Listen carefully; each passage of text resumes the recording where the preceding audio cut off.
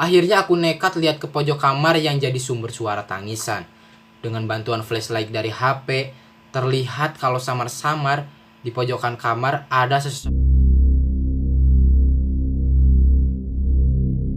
Halo guys, selamat datang di cerita horor, di mana kali ini gue akan membacakan cerita-cerita horor yang akan membuat bulu kuduk kalian merinding guys.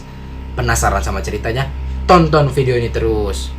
Sebelum kita mulai, bagi kalian yang belum subscribe, ayo subscribe sekarang ke channel ini. Oke, langsung aja kita ke ceritanya. Jadi sebut aja namanya Bagus. Cerita ini Bagus alami pas Bagus kuliah semester 3. Waktu itu, tugas kuliah baru banyak-banyaknya. Tugas kelompok juga gitu. Ada aja tugas kelompok tiap hari. Hasilnya, Bagus jadi sering tidur di kosan teman-temannya buat ngerjain tugas itu. Karena Bagus sendiri asli kota ini, sebelum kuliah Bagus gak familiar dengan yang namanya kos-kosan. Jadi ya ini pengalaman baru juga buat Bagus. Kos-kosan yang paling sering digunakan sebagai tempat mengerjakan tugas oleh kelompoknya Bagus adalah kos-kosannya, sebut aja namanya Bayu. Kos-kosan Bayu ini lokasinya gak jauh dari kampus. Bangunannya besar dan kelihatannya sih udah lumayan berumur. Kalau nggak salah, ada sekitar 15 kamar di kos cowok itu. Dan cuma ada satu yang kosong. Lumayan lah, laris. Nah, waktu itu ada sekitar 7 orang yang mengerjakan tugas di kosannya Bayu. Salah satunya adalah Bagus, Bayu, Rendra, Yudi, Fajar, Romi, Farhan. Semua ini nama samaran. Karena tugas ini deadline besok pagi sampai jam 11 malam lewat, kita masih ada di kamar kos itu untuk menyelesaikan tugas. Akhirnya sekitar jam 2 malam tugas kelompok kelar. Karena udah jam segitu, kita semua jadi males pulang. Lagian besok pagi jam 7 juga udah ngampus lagi. Akhirnya kita memutuskan untuk nginep aja di kamar kosnya Bayu. Awalnya kita tidur berdesak-desakan 7 orang cowok. Dan badannya juga ada yang gede-gede. Sumpah, gak nyaman banget. Akhirnya Bayu punya ide kalau sebagian dari kita tidurnya di kamar kosong yang ada di kos itu, kata Bayu. Kamarnya gak pernah dikunci, dan di dalam kamar itu juga udah ada spring bed, bantal, dan selimut. Ya, daripada desek-desekan kayak teri dijemur, akhirnya ide tersebut diiyakan aja. Bagus, Rendra, dan Yudi terpilih untuk jadi 3 orang yang tidur di kamar pojokan yang kosong itu. Bayu mengantar kita bertiga sampai depan kamar itu. Begitu pintu dibuka, hawa pengap langsung terasa. Kayaknya emang tuh kamar udah lama gak ditempati. Waktu itu sih kita bertiga gak ada berpikiran macam-macam. Pengennya langsung tidur aja karena besok kuliah pagi. Setelah berbaring di kasur selama beberapa saat, sayup-sayup Bagus dengar suara cewek nangis di pojok kamar. Bagus langsung merinding. Secara ini kan kosan cowok, kok bisa ada suara cewek nangis?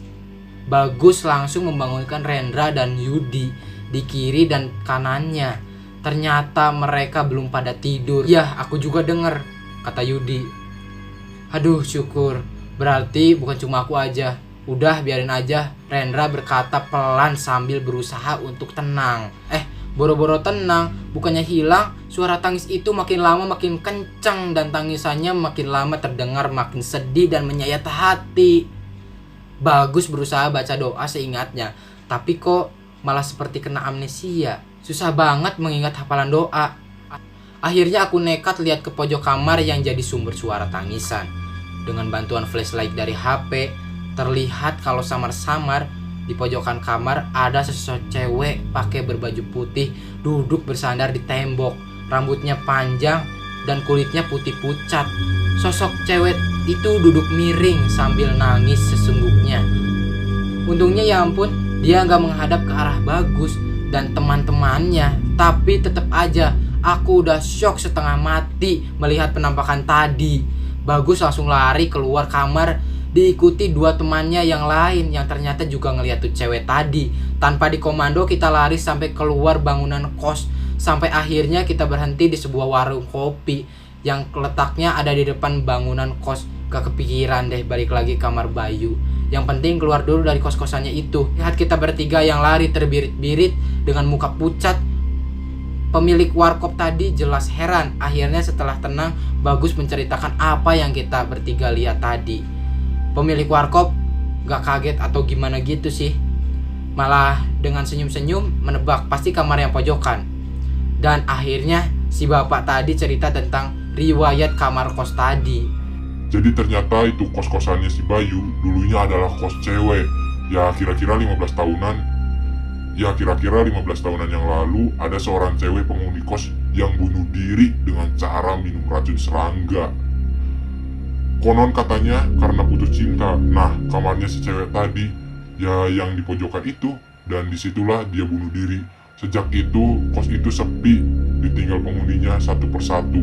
Akhirnya sekitar 9 atau 10 tahunan setelah kejadian itu, baru kos tersebut dibuka lagi, tapi sebagai kos cowok. Aduh, merinding banget guys.